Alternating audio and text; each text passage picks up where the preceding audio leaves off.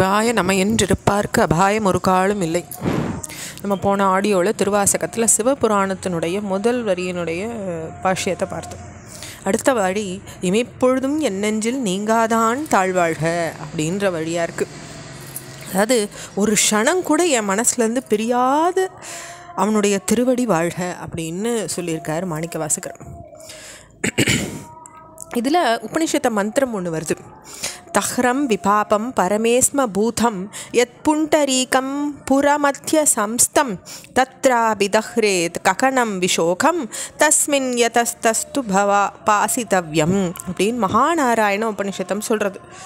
அப்படி அதில் வார்த்தைகள் பார்த்திங்கன்னா, தஹ்ரம் அதாவது சிறியது, விபாபம் அதாவது பாபமற்றது, பரமேஸ்ம பூதம் அதாவது பரம்பொருளுடைய இருப்பிடமாக இருக்கக்கூடியது, பரமத்ய சம்ஸ்தம் உடலினுடைய மத்தியில் நன்னா வீற்றிருக்கக்கூடியது, எதுவோ புண்டரீக்கம் ஹிருதய கமலமாக இருக்கக்கூடியவரே தத்ராபி அதிலும் அந்த ஹிருதய சிறு வெளியினுடைய உள் சோகம் இல்லாதது அப்படிப்பட்டது எதுவோ அந்த ஜீவாத்மாவானது எத்தனை கோடி பிறவிகள் எடுத்தாலும் அந்த பிறவிகளில் கல் புல்லுன்னு பிரம்மதேவன் பரியந்தம் எத்தகையவர்களாக இருந்தால் கூட அவைகள் எல்லாத்துலேயும் இறைவன் அந்தர்யாமியாக இருந்துருக்கார்.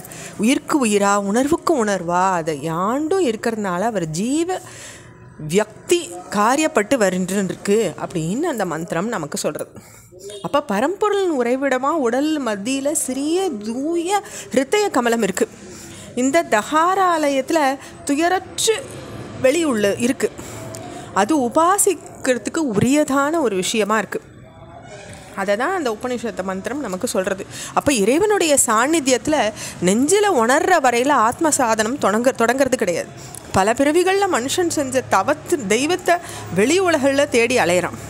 இறைவனுக்கு உறைவிடமாக பரமபதம் கைலாசம் வைகுண்டம்னு சொல்லப்பட்டும் பெருநிலம் புற ஒளியில் இருக்கிறதாவும் அவன் ஏங்கி தவிக்கிறான், தேடுறான். அப்போது அது பற்றி தான் தேடுற பரம்பொருள் தன்னிடத்தே இருக்கிறதுன்றத அறிய வரான். அதுக்கு பிறகு அவனுடைய ஆத்ம சாதனம் விரைந்து மேலோங்கி வளர்றது அப்படின்றத நம்ம இந்த முதல் வாக்கியத்தினுடைய முழு பாஷ்யமாக பார்க்கலாம். அடுத்த வார்த்தை கோக்கழியாண்ட குருமனிதன் தாழ்வாழ்க. அப்போது திருப்பெருந்துறையிலுடைய எழுந்தருளியுள்ள அடியேன கொண்ட தேசிக திலகத்தின் திருவடி வாழ்க. அதாவது மாணிக்க வாசகர் இறைவனால் ஆட்கொள்ளப்பட்டது கோக்கழி அப்படின்னு சொல்லக்கூடிய திருவாவடுதுறை இடத்துல தான். அது திருப்பெருந்துறைன்னு அழைக்கப்பட்டிருக்கு. தாய் தந்தையர்கிட்டேருந்து பிரிஞ்சிருக்கிற தனையனுக்கு அவர்கிட்டேருந்து வந்த கடிதம், அவளை பற்றி பிறர் எழுதியுள்ள கடிதம் படிக்க படிக்க சுவை தரும் இல்லையா? அப்படி இறைவனை இன்னும் அடைய பெறாதவருக்கு அவனை பற்றி பெறுகிற ஆகம சாஸ்திரங்கள் ஆராயறது இன்பத்தை கொடுக்கும். அது மாதிரி தான் பரமனுடைய நூல்களும் அப்படின்னு இந்த வாக்கியத்துக்கு சொல்லப்பட்டிருக்கு. ஆகமம் ஆகி நின்று அன்னிப்பான் தாழ்வாழ்க அப்படின்னு வாக்கியம் சொல்கிறது. ஏகன் அநேகன் இறைவனடி வாழ்க. ஒன்றாக இருக்கிறவனும் பலவாக இருக்கிறவனும் இறைவன் அப்படி இருக்கக்கூடிய இறைவனுடைய திருவடி வாழ்க. இறைவன் மூல வஸ்துவாக இருக்க போது அவர் ஒன்று, அவருக்கு அந்நியமாக ரெண்டாவது வஸ்து இல்லை. ஆனால் இந்த பிரபஞ்சமாக அவர் விகாரப்பட்டு தோன்றும் பொழுது பல கோடி பொருளாக உயிராகவும் அவர் காட்சியளிக்கிறார் இல்லையா? நகைகள் யாவும் தங்கத்தின் விகார ரூபங்கள் தான்.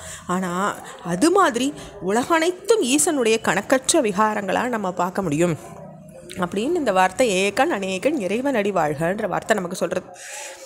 அப்போது இறைவனே இறைவின்னு அழைக்கப்படுறார் சக்தி மதத்தில், அதாவது சாக்தத்தில். அன்னை பராசக்திக்கு பேர் ஏகாக்னி பூமரூபா அப்படின்னு அழைக்கப்படுறாள். அவள் ஒருத்தி தான், அந்த ஒரு திரவியம் தான் இருக்குது உலகம் பூரா அப்படின்றது அந்த சாக்தத்தில் வரக்கூடிய வார்த்தை. அதே தான் உபனிஷத்தில் சொல்கிறது. ஏகோ தேவ சர்வபூதேஷு கூட சர்வவியாபி சர்வபூதாந்தராத்மா அப்படின்னு சொல்கிறது. ஒருவன்தே தேவன், அவன் எல்லா உயிர்களையும் ஒளிஞ்சின்னு இருக்கவனாக இருக்கான், எங்கும் நிறைஞ்சின்னு இருக்கவனாக இருக்கான், எல்லா உயிர்களுக்கும் அந்தரியாமியாக அவன் தான் இருக்கான் அப்படின்னு சொல்கிறது. காமாத்யக்ஷ சர்வபூதாதி வாச சாட்சி சேதா கேவலோ நிர்குணஸ்ச அப்படின்னு சொல்கிறது அந்த உபனிஷத மந்திரம். அப்படி கர்மங்களை கண்காணிக்கிறவனாகவும் எல்லா உயிர்களுக்கும் வீடாகவும் அவன்தான் இருக்கான். அவன்தான் உலகனைத்துக்கும் சாட்சியாக இருக்கான், தனிப்பொருளாக இருக்கான், அநேக வடிவங்கள்லேயும் இருக்கான் அப்படின்னுட்டு அந்த வாசகம் நமக்கு சொல்கிறது. தொடர்ச்சியை நம்ம அடுத்த பகுதியில் பார்க்கலாம். ஓம் நம சிவாய.